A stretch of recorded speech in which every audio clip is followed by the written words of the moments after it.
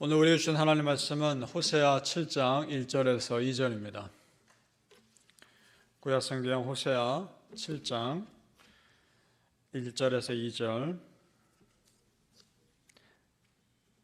우리 함께 같이 읽겠습니다.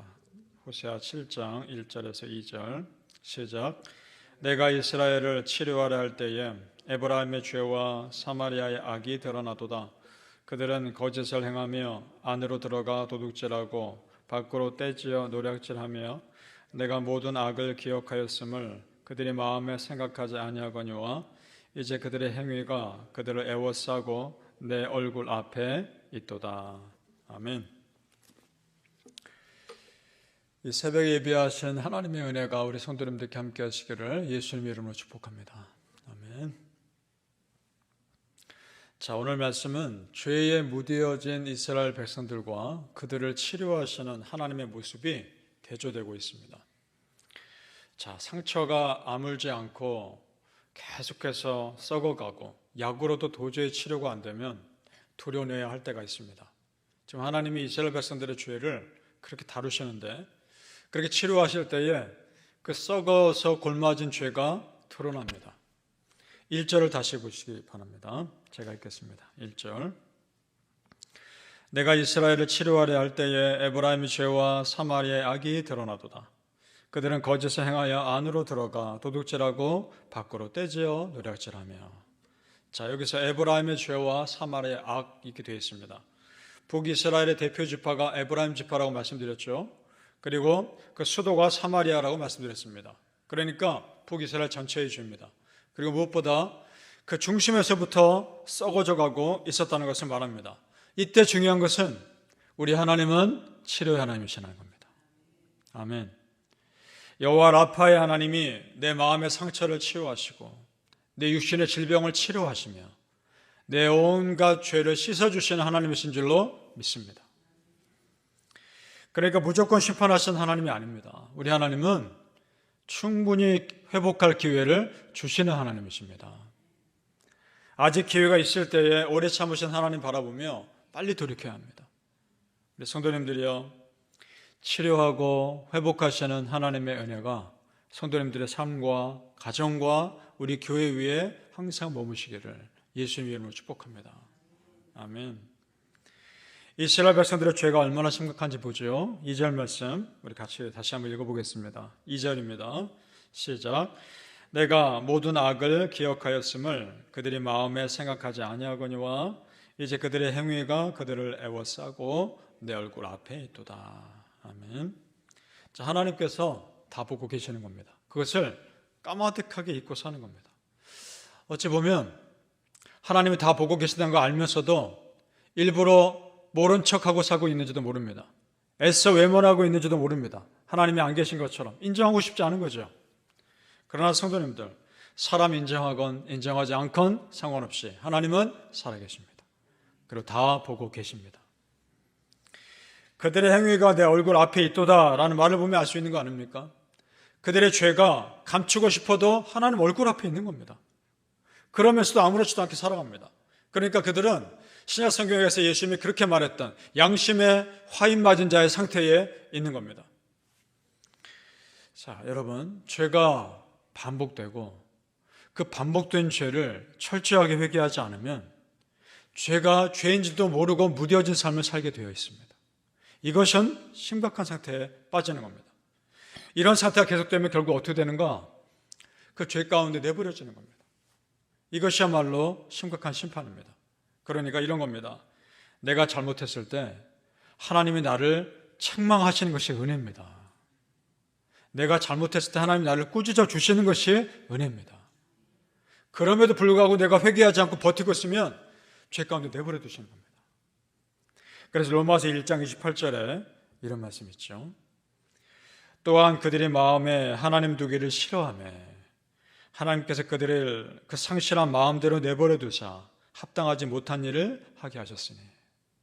자, 여기서 오해하지 말 것은 하나님께서 일부러 합당하지 못한 일을 하게 하신 것이 아니라 그 죄지은 상태에 내버려 뒀더니 계속해서 죄짓는 상태를 머물더라 이 말입니다.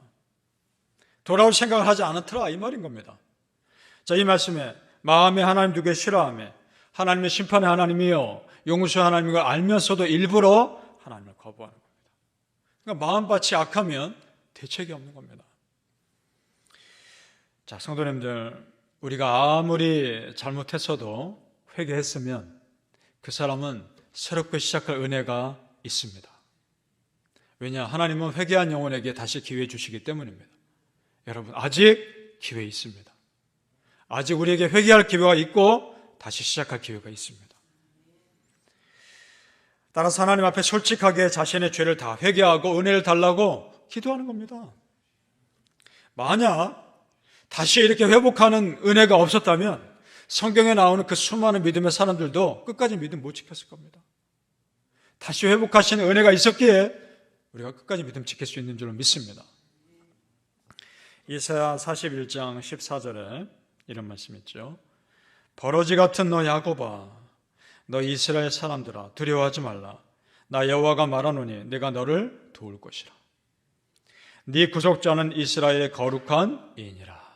아멘. 그렇습니다. 버러지 같은 나를 용서하시고 다시 회복하신 하나님의 은혜에 그저 감사할 뿐입니다.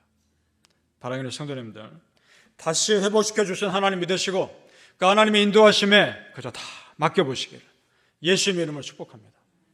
아멘. 이스라엘 백성들의 이런 영적으로 심각한 상태를 단적으로 보여주는 표현이 나옵니다. 7절을 보시죠. 7절 말씀 같이 읽습니다. 7절 시작. 그들이 다 화덕같이 뜨거워져서 재판장을 삼키며 그들의 왕을 다 엎드러지게 하며 그들 중에는 내게 부르짖는 자가 하나도 없도다. 아멘. 화덕같이 뜨거워져서, 이 말은 무슨 말씀인가 하니, 화덕이 뜨거우면 어떤 반죽을 넣어도 바로 구워질 수 있는 거 아닙니까? 이처럼 조금만 기회가 되면 바로 죄짓는 상태를 말하는 겁니다. 이스라엘 백성들이 지금 그런 상태라는 겁니다. 자, 그럼에도 내게 부르짖는 자가 하나도 없도다. 죄를 가까이는 하면서도 하나님께 부르짖어 기도하는 자가 아무도 없도다. 이 말하고 있는 겁니다. 영적인 악순환이죠. 그래서 8절에 이렇게 말씀합니다. 8절 보시죠. 그들이 어떻게 되는지. 에브라임이 여러 민족 가운데 혼합되니 그런 곧 뒤집지 않은 전병이로다. 무슨 말씀인가? 뒤집지 않은 전병이로다. 한쪽에는 불에 타고 있고 한쪽에는 설익은 상태라는 겁니다. 그들이 겉과 속이 다른 가짜 예배를 드리는 그 모습을 말하고 있는 겁니다. 겉으로는 예배 드린 척하지만 속은 전혀 하나님 경외하지 않는 그 모습을 보여주고 있는 겁니다. 이런 거짓 신앙은요, 결정적인 문제를 만났을 때 분명히 한계를 드러냅니다. 그것이 14절입니다. 어떤 한계가 나오는지 14절을 보시죠. 같이 읽어봅니다. 시작. 성심으로 나를 부르지 아니하였으며 오직 침상에서 슬피 부르짖으며 곡식과 새 포도주로 말미암아 모이며 나를 거역하도다. 아멘.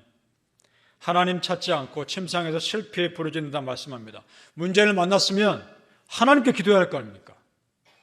그런데 그 근본에서부터 하나님 믿지 않으니까 침상에서 슬피 울며 애통하긴 하지만 하나님께 기도하지 않는다는 겁니다. 자, 성도님들, 나 혼자 애통하는 것과 하나님 앞에서 눈물로 기도하는 것은 엄연히 다른 겁니다. 울어도요, 하나님 앞에 나와서 울어야 합니다. 믿습니까? 하나님 앞에 나와서 울며 기도해야 내 눈물 닦아주시는 겁니다. 따라 중요한 것은 하나님 앞에서 성심으로 진심으로 부르짖어 기도하는 겁니다. 하나님은 이미 답을 가지고 계십니다. 이미 우리 성도님들의 삶의 문제 다 갖고 계십니다. 진심으로 부르짖어 기도하는 자에게 그 답 보여주십니다. 마음을 달라 하셨지 않습니까? 그 마음 다해 기도하면 하나님이 내 편 되어주실 거 아닙니까? 그럼 어떻게 기도할 것인가? 예레미야 말씀이 우리에게 힌트입니다. 예레미야 33장 2절에서 3절.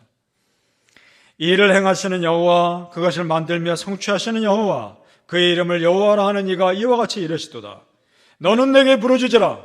내가 너에게 응답하겠고 네가 알지 못하는 크고 은밀한 일을 너에게 보이리라. 아멘. 하나님께 부르짖어 기도한다는 것 자체가 마음 다해 기도한다는 겁니다. 간절한 마음이 없으면 부르짖어 기도하지 못합니다. 간절한 자가 부르짖어 기도합니다. 성도님들, 우리는 알죠? 부르짖는 기도의 비밀을 여러분 아시죠? 부르짖는 기도의 능력을 여러분은 믿으시죠? 우리는 압니다. 그리고 우리는 믿습니다. 바로 우리 성도님들, 오늘도 간절히 부르짖어 기도하는 여러분들의 기도 위에 하늘의 비밀한 은혜가 열리시기를 예수님 이름으로 축복합니다. 아멘. 기도하겠습니다. 아버지 하나님, 오늘도 간절히 부르짖어 기도합니다. 주여 외치며 아버지여라고 부르짖는 우리의 심령 위에 하늘의 비밀을 열어주시옵소서. 아버지 하나님이 이미 비밀한 은혜의 답을 다 갖고 계십니다. 내 문제의 해답을 다 갖고 계십니다. 그저 우리는 간절하게 부르짖어 기도하게 하여 주시옵소서.